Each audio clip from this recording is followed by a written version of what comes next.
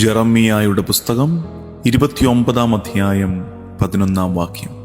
കർത്താവ് അരുളിച്ചെയ്യുന്നു, നിങ്ങളെക്കുറിച്ചുള്ള പദ്ധതി എൻ്റെ മനസ്സിലുണ്ട്.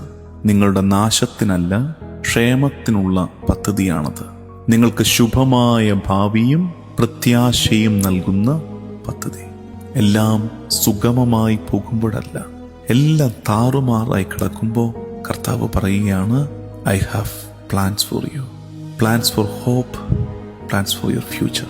പ്രത്യാശയിൽ നിന്റെ ഭാവിയെ ഞാൻ ഒരുക്കുന്നു.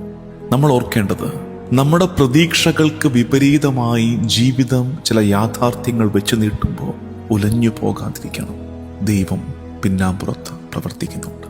അതിനെക്കുറിച്ച് പറയുന്നത് ഇങ്ങനെയാണ്: When life doesn't match our expectations, remember, God is still working behind the scenes.